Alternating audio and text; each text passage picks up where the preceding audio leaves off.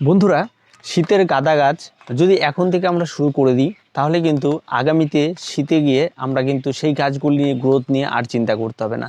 আমাদের অনেকেরই একটা চিন্তা হয়, যখন আমরা মোটামুটিভাবে অক্টোবরের শেষের দিকে গাছ লাগানো শুরু করে দিই তখন কিন্তু আমাদের প্রত্যেকে একটা চিন্তা হয় যে এই কম সময়ের মধ্যে গাছটি বাড়বে তো, বা আমরা যে সমস্ত কম্পিটিশন লেভেলে গাঁদা গাছ দেখি প্রচুর পরিমাণে ফুল ফুটেছে, তখন সেই সমস্ত গাছ দেখে আমরা ভাবি এই কম সময়ের মধ্যে এরা গাছগুলিকে কী খাবার দেয়। তো আমাদের প্রত্যেকের মধ্যে একটা চিন্তার বিষয় থাকে যে আমাদের গাছগুলি বাড়বে তো, এবং তারপরে সেই গাছগুলো অতিরিক্ত বাড়িয়ে তোলার জন্য আমরা অতিরিক্ত পরিমাণ ফার্টিলাইজার ব্যবহার করে ফেলি, যার ফলস্বরূপ হিতে বিপরীত হয় এবং প্রচুর গাছ নষ্ট হয়ে যায়, কিছু গাছের গোড়া পচে যায়, কিছু গাছ খুব একটা বাড়ে না, খুব ছোটো থাকতেই কুড়ি চলে আসে। তো বন্ধুরা, আজকে আমাদের আলোচনার বিষয় রয়েছে গাঁদা। আর এই গাঁদা গাছ, যেসব গাঁদা গাছগুলিকে আমরা রক্ত গাঁদা বলি, সেই গাঁদাগুলি বা ভোলা গাঁদা, এই দুটো টাইপের গাঁদা, যে হাইব্রিড ইনকা বা আপনার যে হানিকম গাঁদাগুলি রয়েছে সেগুলি নিয়ে আমি কোনো আলোচনা করছি না, কারণ সেই গাছগুলি বীজ থেকে চারা তৈরি হয় এবং সেই সমস্ত গাছগুলি এখনও সময় হয়নি চারা করার, যখন হবে তখন তাদের নিয়ে আরেকটি ভিডিও করে দেবো। তো এগুলি হচ্ছে আমাদের একদম পরিষ্কার পরিচ্ছন্ন গাঁদা, যেটা আমাদের দেশি গাঁদা। আর এই দেশি গাঁদাকে প্রচুর পরিমাণে ফুল পেতে হলে কিন্তু আপনাকে এটাই একদম উত্তম সময় চলছে, এখনই আপনাকে এই গাছগুলিকে চারা তৈরি করে লাগিয়ে দিতে হবে। তো সবার প্রথমে এই গাছগুলি লাগানোর জন্য আপনাদের প্রয়োজন হচ্ছে চারা। এই সময় এই গাছগুলিকে চারা তৈরি করার জন্য আপনারা আপনাদের টব বা বিভিন্ন জায়গায় আপনারা খেয়াল করুন, দেখুন এই গাঁদা গাছ একা একা জন্মে থাকে। এবার আমি এখানে যে গাছ দুটি নিয়েছি সেটা হচ্ছে রক্তগাঁদা। এই রক্তগাঁদা দুটো যদি আপনারা নেন, তাহলে রক্তগাঁদার যে কোনো ডাল আপনারা কেটে বালিতে বসিয়ে দিন, দেখবেন খুব সহজভাবে কিন্তু এর কাটিং তৈরি হয়ে যায়। তারপর আসি এর পটিং। প্রথম অবস্থায় এই গাছটিকে আপনারা সরাসরি একটা বড় মাপের পট ব্যবহার না করে ছোট্ট একটা টবের মধ্যে আপনারা এর চারা তৈরি করুন। যেভাবে এর আগে আমরা চারা বসানো দেখিয়েছি সেভাবে আপনারা চারা তৈরি করুন, এবং চারাটি যখন সম্পূর্ণরূপে হয়ে যাবে তখন তার মধ্যে 70% মাটি এবং তার মধ্যে আপনারা 30% ভার্মি কম্পোস্ট দিয়ে একটি মাটির মিশ্রণ তৈরি করে চারাটিকে বসিয়ে দিন। চারাটি যখন প্রথম পাত্রের মধ্যে সেট হয়ে যাবে, তারপর তার জন্য আপনাকে একটি বড় পাত্র নিতে হবে, এবং এই বড় পাত্রটি একেবারে ফাইনাল পটিং তা নয়, এবং 4 ইঞ্চি বা 6 ইঞ্চি মাপের একটা পট নিতে হবে। এবং 4 ইঞ্চি বা 6 ইঞ্চি মাপের পটের মধ্যে এবার আপনারা যে মাটির মিশ্রণটি করবেন, এখানে আপনারা 50% মাটি এবং 50% আপনারা ভার্মি কম্পোস্ট বা অন্যান্য যে খাবারগুলি হয় সেগুলি ব্যবহার করবেন। এবার এই মাটির মিশ্রণ তৈরি করার পর, চারা লাগানোর পর চারাটিকে অবশ্যই হালকা রোদ হালকা ছায়া জায়গায় রাখার কোনো প্রয়োজন পড়বে না, কারণ যে চারাটি আপনারা আগেই অলরেডি সেট করে ফেলেছেন তাই সেরকম কোনো প্রয়োজনে সরাসরি আপনারা রোদেও রেখে দিতে পারেন। এবার চারা লাগানোর পর থেকে আপনাদের শুরু হবে স্টার্টিং, প্রথম যখন গাছটির হাইট মোটামুটি কিছুটা হাইট হবে, তারপরে আপনারা তাদের পিঞ্চিং করা শুরু করুন। এবার এই পিঞ্চিংগুলি কন্টিনিউ আপনারা চালিয়ে যাবেন, এবং পিঞ্চিং যতদিন পর্যন্ত গাছে কড়ি না আসে ততদিন পর্যন্ত পিঞ্চিং চলবে। এবার আসি ফার্টিলাইজার। এই গাছটি লাগানোর পর থেকে আপনারা যখন বড় টবে দেবেন তখন 1 মাস পর থেকে আপনারা এই গাছে খাবার দিতে শুরু করবেন। যেহেতু গাছে 50% গোবর সার এবং মাটি অতিরিক্ত পরিমাণ খাবার দিয়ে আমরা গাছটি লাগিয়ে থাকি, তার জন্য কিন্তু আমাদের খাবার দেওয়ার খুব একটা প্রয়োজন হবে না 1 মাস।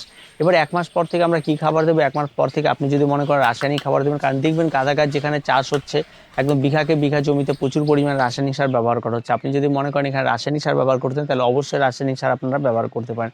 আপনারা চাইলে কুড়ি আসার আগে পর্যন্ত ডিএপি ব্যবহার করতে পারেন, এবং সেখানে এক একটি গাছের জন্য 5 থেকে 6 দানা করে এবং প্রতি 15 দিন অন্তর করে আপনারা ডিএপি ব্যবহার করতে পারেন। যদি কেউ জৈব খাবার ব্যবহার করতে চান তাহলে অবশ্যই প্রতিটি গাছে 2 চামচ গোবর সার, আপনার হাফ চামচ হাড় গুঁড়ো, হাফ চামচ শিংকুচি এবং তার সঙ্গে নিমখোল আপনারা অ্যাড করে দিয়ে গাছে ব্যবহার করতে পারেন।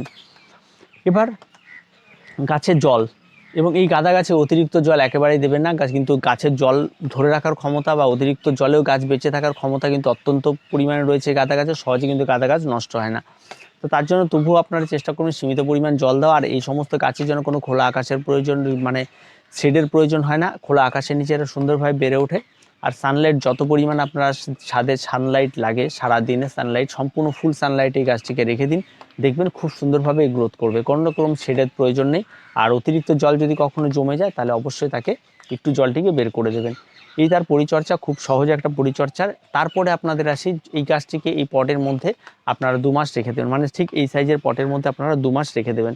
তারপর 2 মাস পর আপনারা এটাকে ফাইনাল পটিং আমরা অক্টোবর মাসে করব, এবং অক্টোবর মাসে যখন আমরা ফাইনাল পটিং করব তখন কিন্তু আমরা মাটির মিশ্রণটি আবার একই নেব, নিয়ে এর থেকে বড় ইঞ্চি, মানে 12 বা 10 ইঞ্চি মাপের টব আমরা সেখানে ব্যবহার করব। এবার অক্টোবর মাসে যখন আমরা ফাইনাল পটিং করে দেবো তার সঙ্গে সঙ্গে কিন্তু গাছগুলি আরও ঝাড় হয়ে যাবে, এবং তার সঙ্গে সঙ্গে তাদের সাইড দিয়ে তাদের ঘেরা দেওয়ার ব্যবস্থা করতে হবে, সমস্ত কিছু করতে হবে, তার সঙ্গে কিন্তু পিঞ্চিংটিকে চালিয়ে যেতে হবে। এবার পিঞ্চিং করার সময় সবসময় আপনারা দেখবেন যে ডালগুলি বড় হয়ে আসছে সেই ডালগুলিকে কাটার চেষ্টা করবেন এবং প্রত্যেকটা গাছের ডালের মাথাগুলোকে কেটে দেওয়ার চেষ্টা করবেন। এইভাবে আপনারা পিঞ্চিংগুলি করবেন। ধরুন এই গাছটির ডালটি বেশি বেড়ে গেছে, তাহলে একটু নিচের থেকে গিয়ে তাহলে ছোট করে দেওয়ার চেষ্টা করবেন। এইভাবে আপনারা পিঞ্চিং করবেন। এই ডালটি বেশি বেড়ে গেছে, তাহলে অবশ্যই একই লেভেলে রাখার চেষ্টা করে এগুলি পিঞ্চিং করবেন। এবং পরবর্তীতে আপনাদের একটা সময় আসবে যখন আপনারা এটাকে মানে আরেকবার পটিং করবেন, সেই সময় আপনারা গাছগুলিকে একবার সুন্দরভাবে ধরে কেঁচি দিয়ে ছেটে এক লেভেলে নিয়ে আসতে পারেন। তাতে কোনো রকম কোনো অসুবিধা হবে না। তবে যেদিন পিঞ্চিং করবেন তার পরের দিন অবশ্যই আপনারা অ্যান্টিফাঙ্গাল স্প্রে করবেন। তো অ্যান্টিফাঙ্গালের কথা যখন উঠলে তখন বলে দিই যে এই গাছে আমরা কী কী পেস্টিসাইড ব্যবহার করব। এবং অ্যান্টিফাঙ্গাল সবার প্রথমে বলি যে এই গাছে কিন্তু প্রচুর পরিমাণে মাইটের আক্রমণ ঘটে, আর মাইটের আক্রমণ থেকে বাঁচার জন্য অবশ্যই আপনাকে পেস্টিসাইড ব্যবহার করতে হবে। তার সঙ্গে সঙ্গে আপনারা গাছের গোড়াতে ফরাডন ব্যবহার করতে পারেন, তাতে অত্যন্ত উপকার পাওয়া যায় এই গাঁদা গাছে। আর গাছে পেস্টের আক্রমণ তো আপনাদের শুঁয়োপোকার হয়ে থাকে, এবং শুঁয়োপোকার থেকেও বাঁচতে হলে অবশ্যই আপনাদের পেস্টিসাইড ব্যবহার করতে হবে। এবার অ্যান্টিফাঙ্গাল অবশ্যই গাছে ব্যবহার করতে হবে। এই গাছের সবচেয়ে বড় রোগ হচ্ছে যে গাছের যে পুরনো পাতাগুলি রয়েছে সেই পাতাগুলি খুব তাড়াতাড়ি আপনাদের ফাঙ্গালে অ্যাট্রাক্টেড হয়ে যায়। সেই জন্য পুরনো যে পাতাগুলি রয়েছে সেই পাতাগুলি অবশ্যই আপনারা একটু নজরে রাখবেন এবং দেখে দেখে সেই পাতাগুলিকে বেছে বেছে পরিষ্কার পরিচ্ছন্ন করে দেবেন। আপনারা গাছ দেখলে দেখবেন গাছের নতুন যে পাতাগুলি রয়েছে সেই পাতাগুলি প্রত্যেকটা পাতা সুস্থ সবল, এবং পুরনো যে সমস্ত পাতাগুলি রয়েছে সেই পাতাগুলি কিন্তু অবশ্যই কোনো না কোনো ফাঙ্গাল অ্যাট্রাক্টেড থাকে।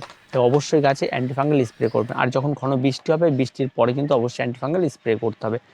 তো এইভাবেই আপনাদের এই গাছগুলি এখন থেকে শুরু করে দিতে হবে। যারা এখনও শুরু করেনি এখন থেকে শুরু করে দিন, কারণ আগামীতে আপনার গাছে যদি একদম মন ভরে ফুল চান এবং দীর্ঘদিন যদি ফুল চান তাহলে এখন থেকে তার পরিচর্যা করতে হবে।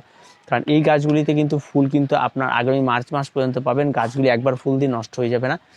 আর এর আরও প্রচুর পরিমাণে পরিচর্যা রয়েছে, যা পরবর্তীতে আমি এটার প্রতিটি ধাপে ধাপে আপনাদের জানিয়ে দেবো। এখন বর্তমান শুরু রয়েছে, অবশ্যই আপনারা আর দেরি না করে তাড়াতাড়ি করে কাটিংয়ে বসিয়ে দিন। আর কাটিং বসানোটাও অত্যন্ত সহজ। তো ভিডিওটি আজকে এই পর্যন্ত। ভিডিওটি ছোট হলে ইনফরমেটিভ ছিল, যে আপনারা এখন থেকে শুরু করে দিন। তো ভিডিওটি আজকে এই পর্যন্ত। ভিডিওটি ভালো লাগলে অবশ্যই লাইক, শেয়ার এবং কমেন্ট করুন। আর আমাদের চ্যানেলটিকে অবশ্যই সাবস্ক্রাইব করুন। প্রত্যেকে ভালো থাকবেন, প্রত্যেকে সুস্থ থাকবেন।